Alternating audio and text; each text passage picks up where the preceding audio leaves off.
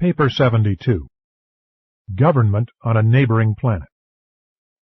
By permission of Lanaforge, and with the approval of the Most High's Evidentia, I am authorized to narrate something of the social, moral, and political life of the most advanced human race living on a not far distant planet belonging to the Satania system.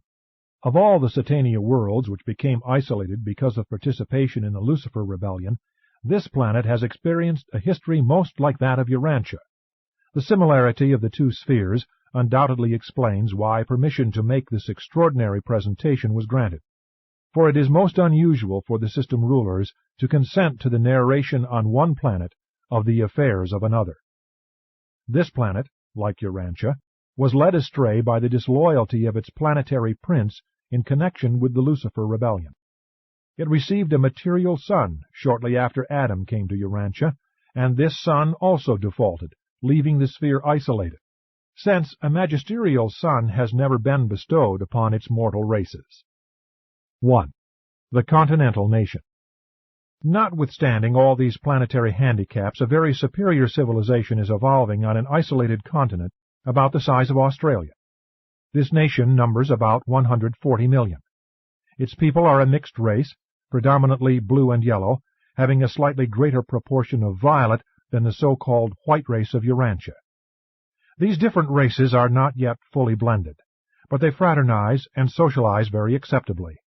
The average length of life on this continent is now 90 years, 15% higher than that of any other people on the planet. The industrial mechanism of this nation enjoys a certain great advantage derived from the unique topography of the continent. The high mountains, on which heavy rains fall 8 months in the year, are situated at the very center of the country. This natural arrangement favors the utilization of water power and greatly facilitates the irrigation of the more arid western quarter of the continent. These people are self-sustaining. That is, they can live indefinitely without importing anything from the surrounding nations. Their natural resources are replete, and by scientific techniques they have learned how to compensate for their deficiencies in the essentials of life. They enjoy a brisk domestic commerce, but have little foreign trade owing to the universal hostility of their less progressive neighbors. This continental nation, in general, followed the evolutionary trend of the planet. The development from the tribal stage to the appearance of strong rulers and kings occupied thousands of years. The unconditional monarchs were succeeded by many different orders of government. Abortive republics, communal states, and dictators came and went in endless profusion. This growth continued until about 500 years ago, when during a politically fermenting period, one of the nation's powerful dictator triumvirs had a change of heart. He volunteered to abdicate upon condition that one of the other rulers, the baser of the remaining two, also vacate his dictatorship. Thus was the sovereignty of the continent placed in the hands of one ruler. The unified state progressed under strong monarchical rule for over 100 years, during which there evolved a masterful charter of liberty.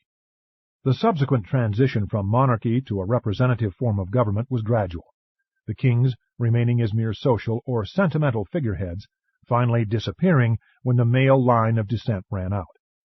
The present republic has now been in existence just 200 years, during which time there has been a continuous progression toward the governmental techniques about to be narrated, the last developments in industrial and political realms having been made within the past decade. 2. Political organization. This continental nation now has a representative government with a centrally located national capital. The central government consists of a strong federation of 100 comparatively free states. These states elect their governors and legislators for 10 years, and none are eligible for re-election. State judges are appointed for life by the governors and confirmed by their legislatures, which consist of one representative for each 100,000 citizens. There are 5 different types of metropolitan government, depending on the size of the city, but no city is permitted to have more than 1 million inhabitants. On the whole, these municipal governing schemes are very simple, direct, and economical. The few offices of city administration are keenly sought by the highest types of citizens. The federal government embraces 3 coordinate divisions: executive, legislative, and judicial. The federal chief executive is elected every 6 years by universal territorial suffrage. He is not eligible for re-election except upon the petition of at least 75 state legislatures concurred in by the respective state governors, and then but for one term. He is advised by a super cabinet composed of all living ex-chief executives. The legislative division embraces 3 houses. 1. The upper house is elected by industrial, professional, agricultural, and other groups of workers balloting in accordance with economic function. 2. The lower house is elected by certain organizations of society embracing the social, political, and philosophic groups not included in industry or the professions. All citizens in good standing participate in the election of both classes of representatives, but they are differently grouped, depending on whether the election pertains to the upper or lower house. 3.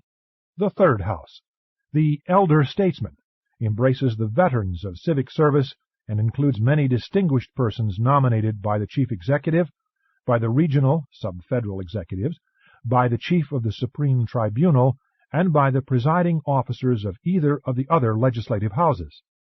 This group is limited to 100, and its members are elected by the majority action of the elder statesmen themselves. Membership is for life, and when vacancies occur, the person receiving the largest ballot among the list of nominees is thereby duly elected. The scope of this body is purely advisory, but it is a mighty regulator of public opinion and exerts a powerful influence upon all branches of the government. Very much of the federal administrative work is carried on by the 10 regional sub-federal authorities, each consisting of the association of 10 states.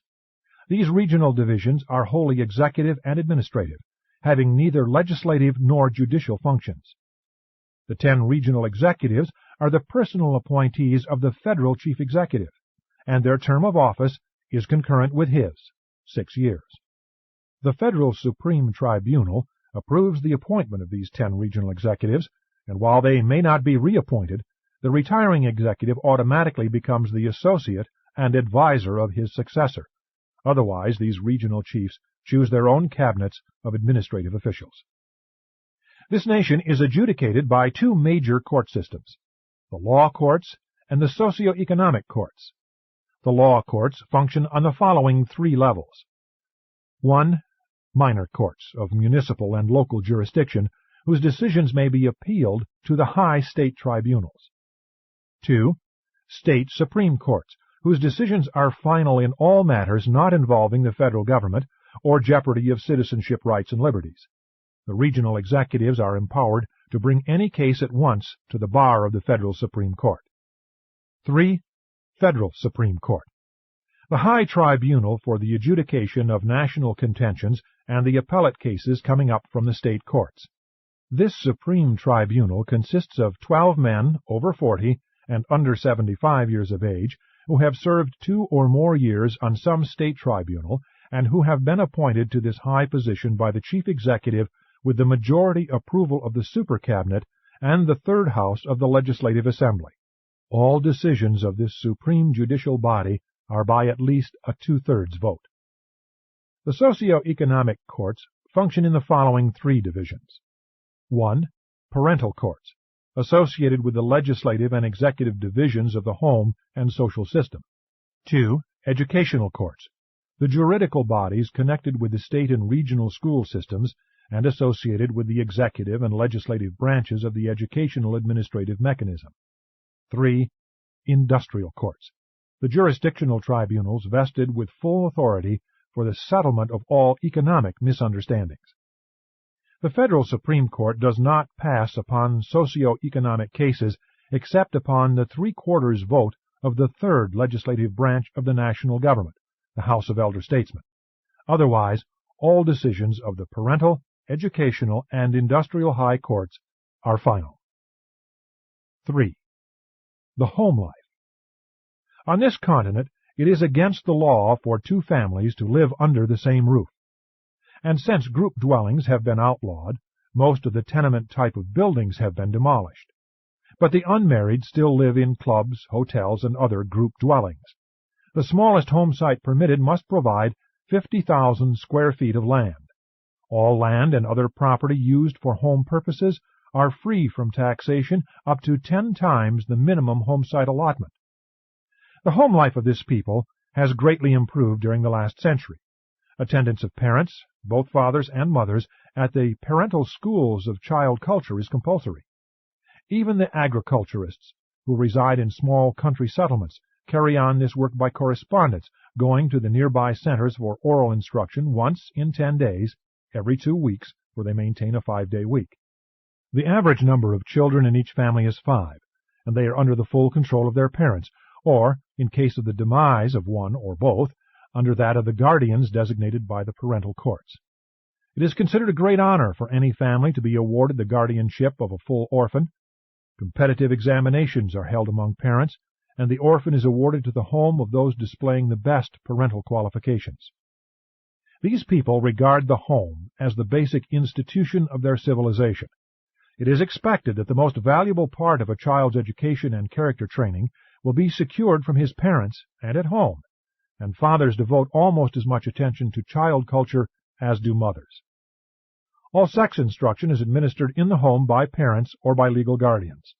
Moral instruction is offered by teachers during the rest periods in the school shops, but not so with religious training, which is deemed to be the exclusive privilege of parents, religion being looked upon as an integral part of home life.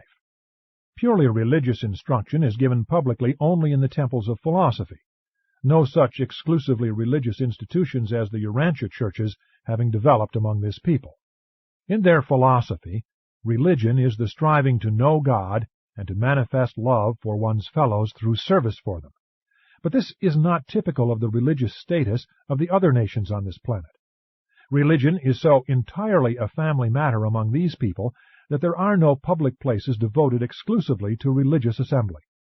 Politically, church and state, as Urantians are wont to say, are entirely separate, but there is a strange overlapping of religion and philosophy. Until 20 years ago, the spiritual teachers, comparable to Urantia pastors, who visit each family periodically to examine the children to ascertain if they have been properly instructed by their parents, were under governmental supervision. These spiritual advisors and examiners are now under the direction of the newly created Foundation of Spiritual Progress, an institution supported by voluntary contributions. Possibly this institution may not further evolve until after the arrival of a paradise magisterial son. Children remain legally subject to their parents until they are 15, when the first initiation into civic responsibility is held. Thereafter, every 5 years, for 5 successive periods, similar public exercises are held for such age groups at which their obligations to parents are lessened, while new civic and social responsibilities to the state are assumed. Suffrage is conferred at 20. The right to marry without parental consent is not bestowed until 25, and children must leave home on reaching the age of 30. Marriage and divorce laws are uniform throughout the nation. Marriage before 20, the age of civil enfranchisement, is not permitted. Permission to marry is only granted after 1 year's notice of intention, and after both bride and groom present certificates showing that they have been duly instructed in the parental schools regarding the responsibilities of married life. Divorce regulations are somewhat lax, but decrees of separation issued by the parental courts may not be had until 1 year after application therefor has been recorded, and the year on this planet is considerably longer than on Urantia. Notwithstanding their easy divorce laws, the present rate of divorces is only 1/10 that of the civilized races of Urantia. 4. The educational system. The educational system of this nation is compulsory and coeducational in the pre-college schools that the student attends from the ages of 5 to 18. These schools are vastly different from those of Urantia. There are no classrooms, only one study is pursued at a time, and after the first 3 years all pupils become assistant teachers, instructing those below them. Books are used only to secure information that will assist in solving the problems arising in the school shops and on the school farms. Much of the furniture used on the continent and the many mechanical contrivances, this is a great age of invention and mechanization, are produced in these shops. Adjacent to each shop is a working library where the student may consult the necessary reference books. Agriculture and horticulture are also taught throughout the entire educational period on the extensive farms adjoining every local school. The feeble-minded are trained only in agriculture and animal husbandry, and are committed for life to special custodial colonies, where they are segregated by sex to prevent parenthood, which is denied all subnormals. These restrictive measures have been in operation for 75 years. The commitment decrees are handed down by the parental courts. Everyone takes 1 month's vacation each year. The pre-college schools are conducted for 9 months out of the year of 10. The vacation being spent with parents or friends in travel. This travel is a part of the adult education program and is continued throughout a lifetime, the funds for meeting such expenses being accumulated by the same methods as those employed in old age insurance. 1/4 of the school time is devoted to play, competitive athletics, the pupils progressing in these contests from the local through the state and regional and on to the national trials of skill and prowess. Likewise, the oratorical and musical contests, as well as those in science and philosophy, occupy the attention of students from the lower social divisions on up to the contests for national honors. The school government is a replica of the national government with its 3 correlated branches, the teaching staff functioning as the 3rd or advisory legislative division.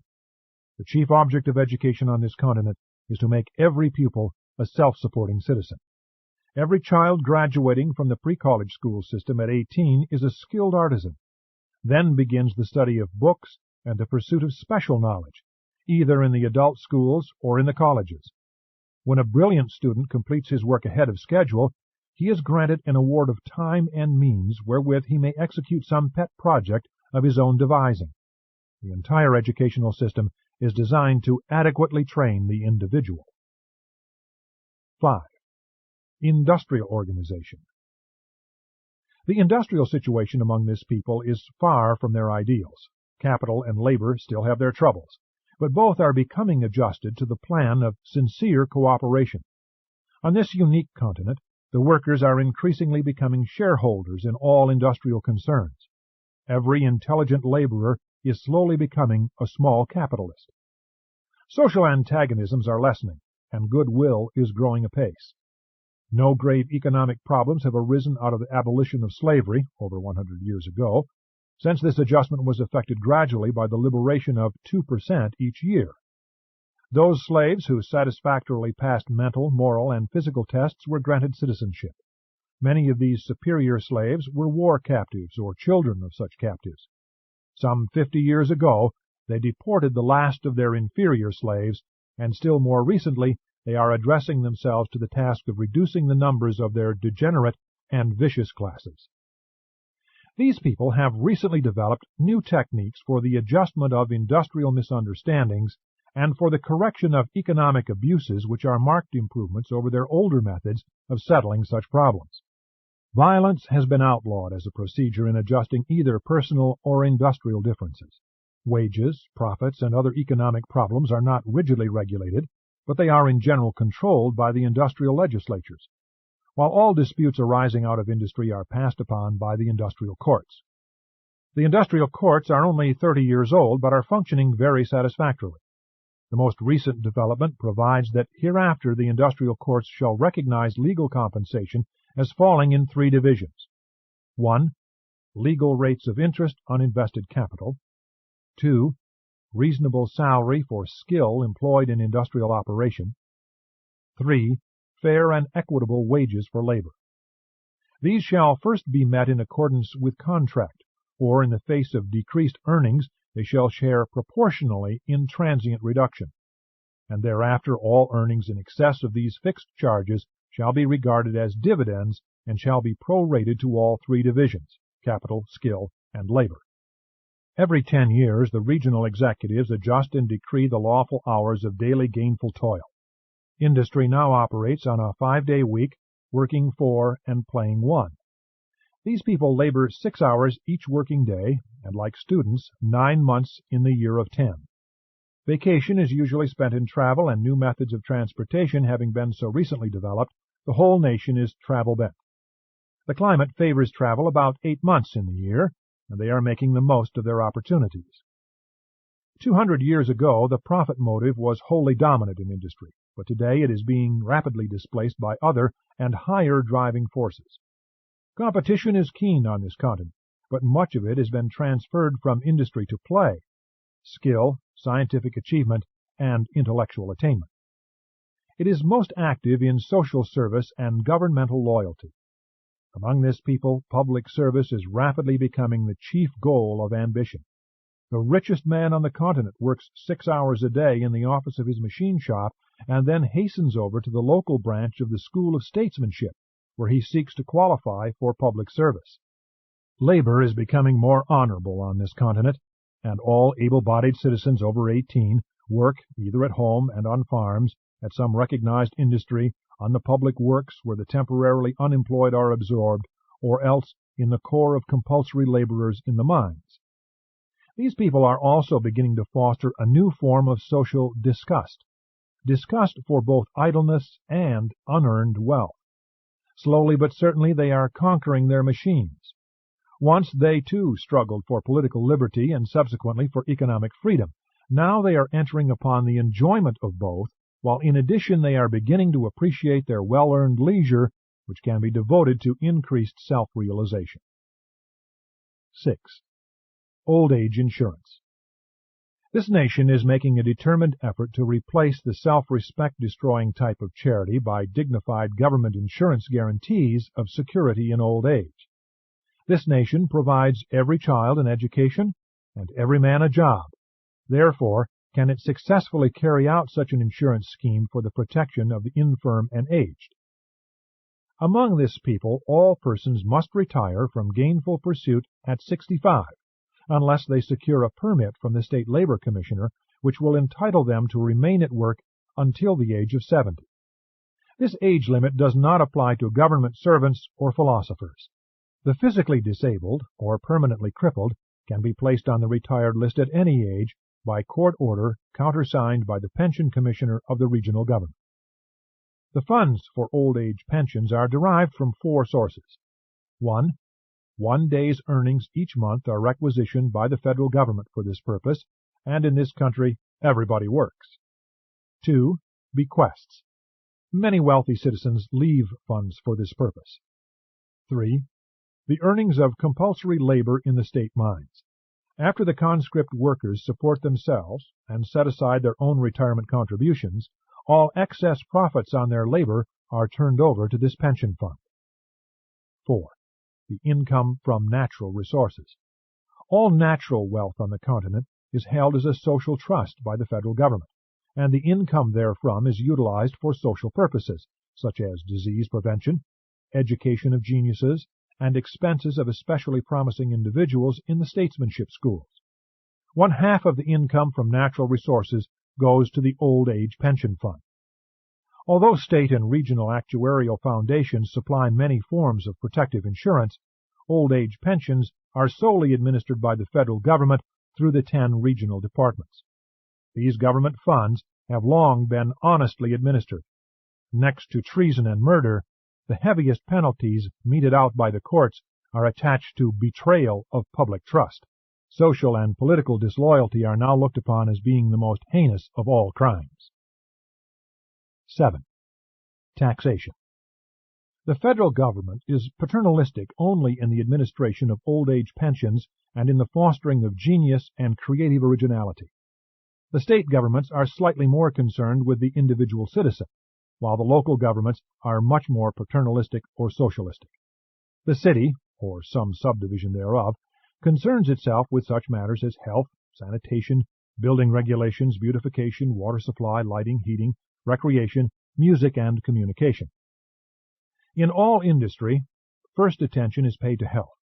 Certain phases of physical well-being are regarded as industrial and community prerogatives, but individual and family health problems are matters of personal concern only.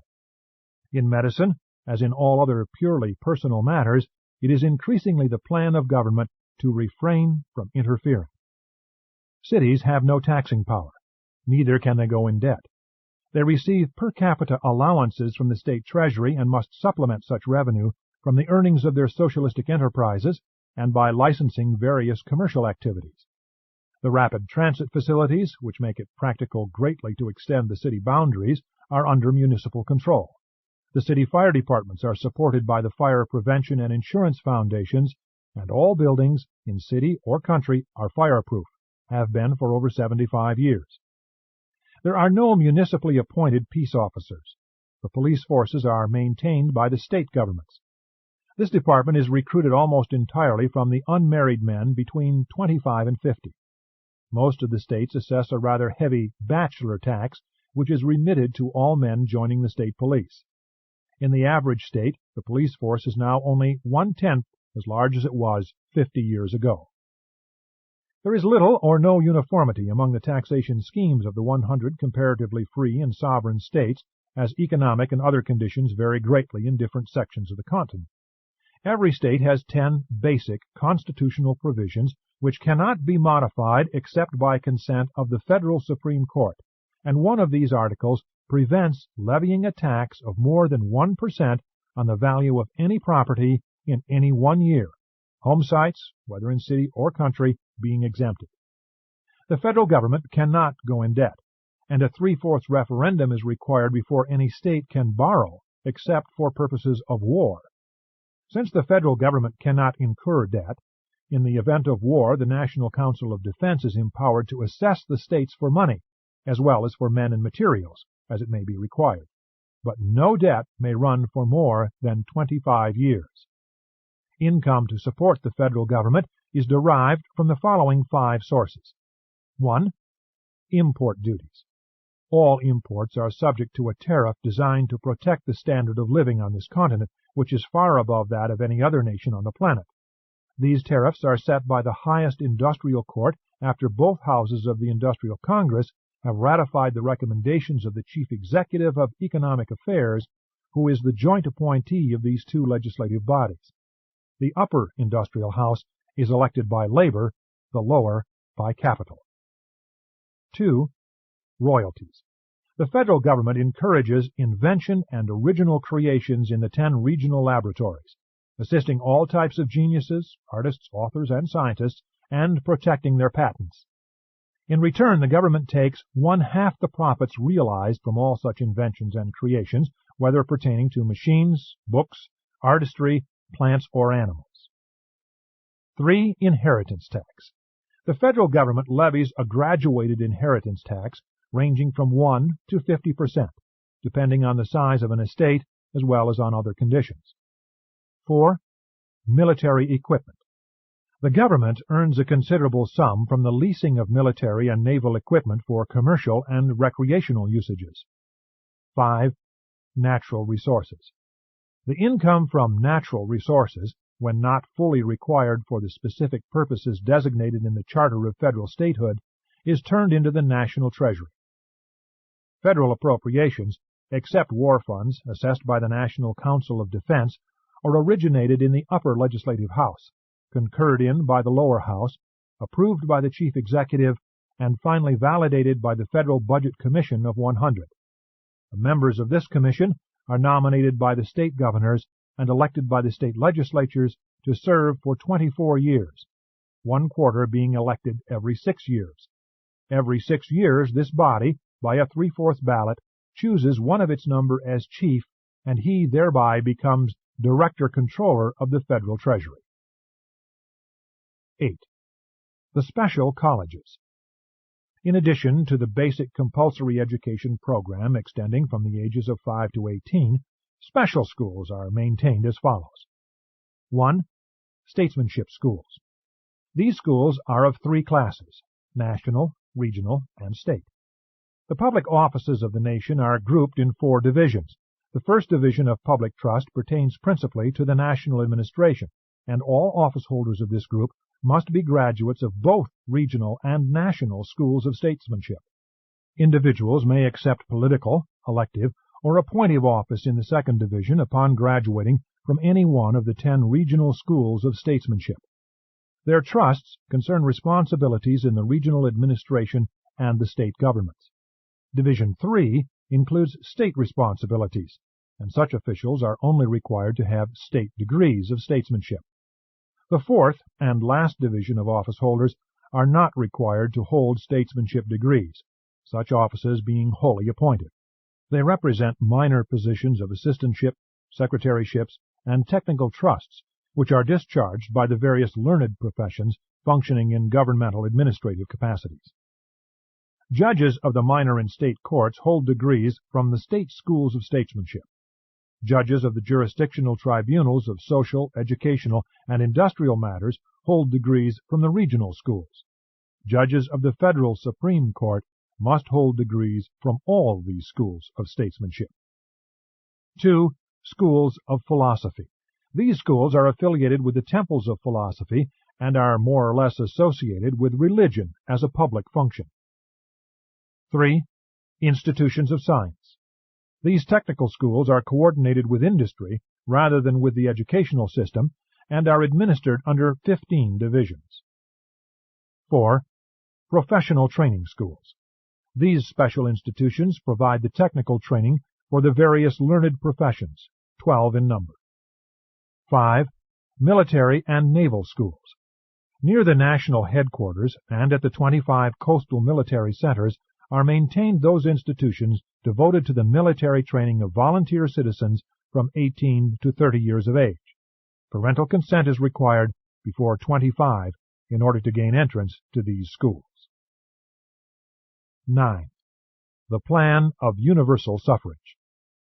Although candidates for all public offices are restricted to graduates of the state, regional, or federal schools of statesmanship, the progressive leaders of this nation discovered a serious weakness in their plan of universal suffrage and about 50 years ago made constitutional provision for a modified scheme of voting which embraces the following features. 1. Every man and woman of 20 years and over has one vote. Upon attaining this age, all citizens must accept membership in 2 voting groups. They will join the first in accordance with their economic function, industrial, professional, agricultural, or trade. They will enter the second group according to their political, philosophic, and social inclinations. All workers thus belong to some economic franchise group, and these guilds, like the non-economic associations, are regulated much as is the national government with its threefold division of powers. Registration in these groups cannot be changed for 12 years. 2. Upon nomination by the state governors, or by the regional executives and by the mandate of the regional supreme councils, individuals who have rendered great service to society or who have demonstrated extraordinary wisdom in government service may have additional votes conferred upon them, not oftener than every 5 years, and not to exceed 9 such superfranchises. The maximum suffrage of any multiple voter is 10. Scientists, inventors, teachers, philosophers, and spiritual leaders are also thus recognized and honored with augmented political power. These advanced civic privileges are conferred by the state and regional supreme councils much as degrees are bestowed by the special colleges, and the recipients are proud to attach the symbols of such civic recognition along with their other degrees to their lists of personal achievements. 3.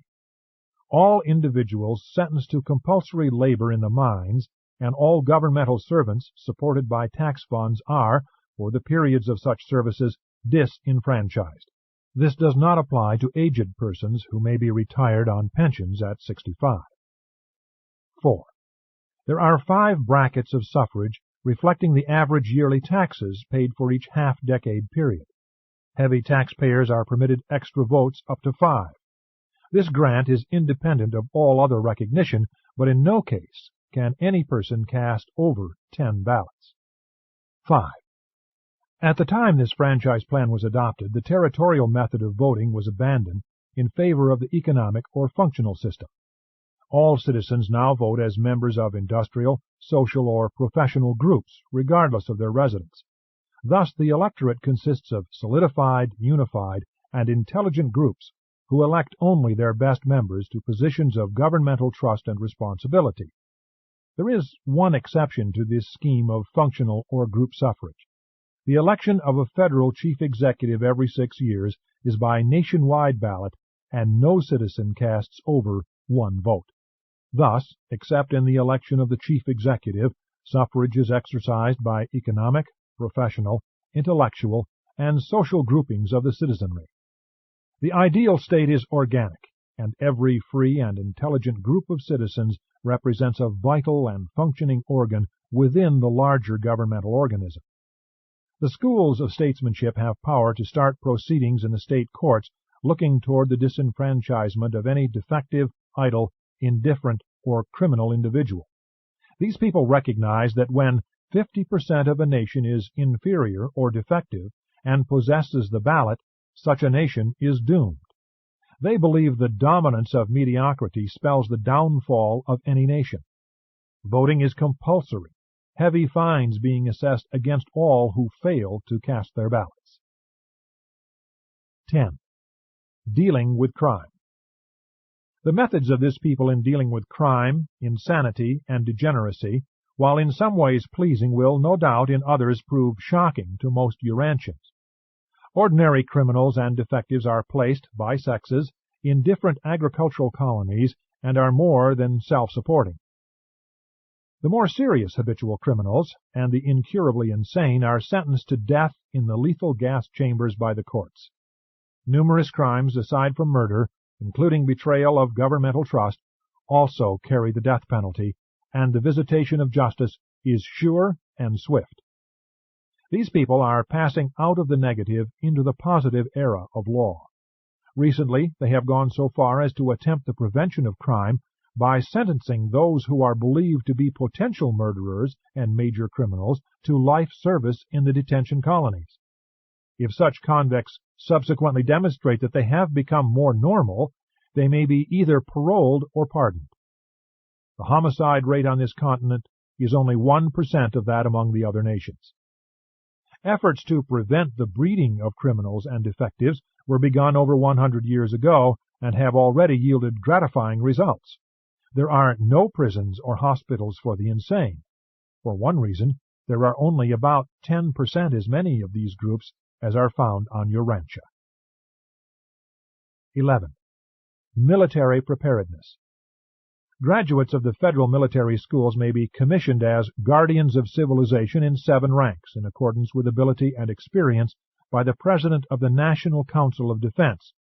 This council consists of 25 members, nominated by the highest parental, educational, and industrial tribunals, confirmed by the Federal Supreme Court, and presided over ex officio by the Chief of Staff of Coordinated Military Affairs.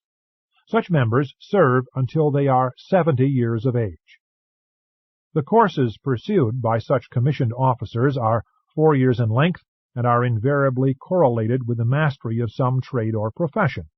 Military training is never given without this associated industrial, scientific, or professional schooling. When military training is finished, the individual has, during his 4 years' course, received 1/2 of the education imparted in any of the special schools, where the courses are likewise 4 years in length.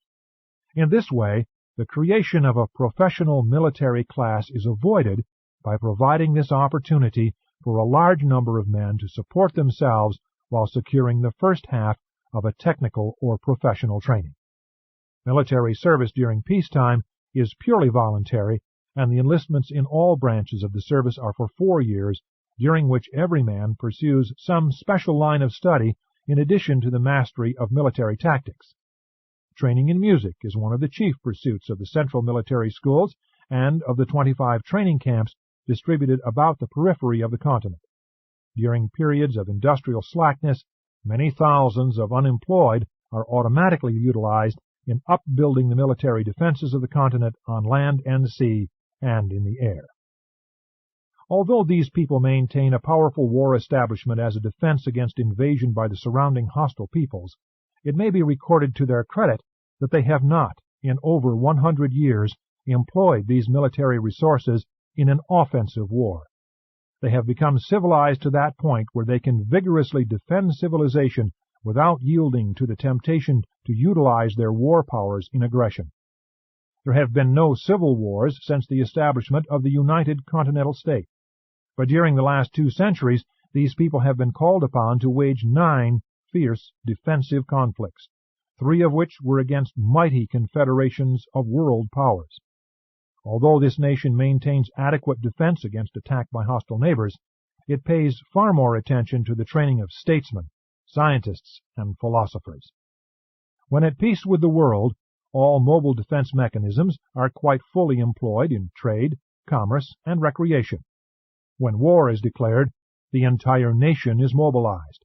Throughout the period of hostilities, military pay obtains in all industries, and the chiefs of all military departments become members of the Chief Executive's cabinet. 12. The other nations.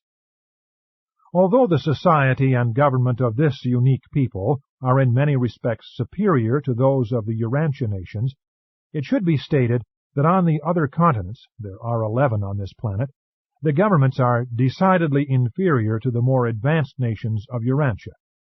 Just now, this superior government is planning to establish ambassadorial relations with the inferior peoples, and for the first time, a great religious leader has arisen who advocates the sending of missionaries to these surrounding nations.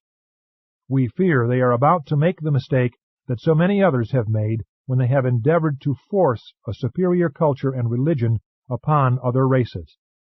What a wonderful thing could be done on this world if this continental nation of advanced culture would only go out and bring to itself the best of the neighboring peoples, and then, after educating them, send them back as emissaries of culture to their benighted brethren. Of course, if a magisterial son should soon come to this advanced nation, great things could quickly happen on this world. This recital of the affairs of a neighboring planet is made by special permission with the intent of advancing civilization and augmenting governmental evolution on Urantia. Much more could be narrated that would no doubt interest and intrigue Urantians, but this disclosure covers the limits of our permissive mandate. Urantians should, however, take note that their sister sphere in the Satania family has benefited by neither magisterial nor bestowal missions of the Paradise Sons. Neither are the various peoples of Urantia set off from each other by such disparity of culture as separates the continental nation from its planetary fellows. The pouring out of the Spirit of Truth provides the spiritual foundation for the realization of great achievements in the interests of the human race of the bestowal world. Urantia is therefore far better prepared for the more immediate realization of a planetary government with its laws, mechanisms, symbols, conventions, and language, all of which could contribute so mightily to the establishment of worldwide peace under law, and could lead to the sometime dawning of a real age of spiritual striving. And such an age is the planetary threshold to the utopian ages of light and life. Presented by a Melchizedek of Nebadon.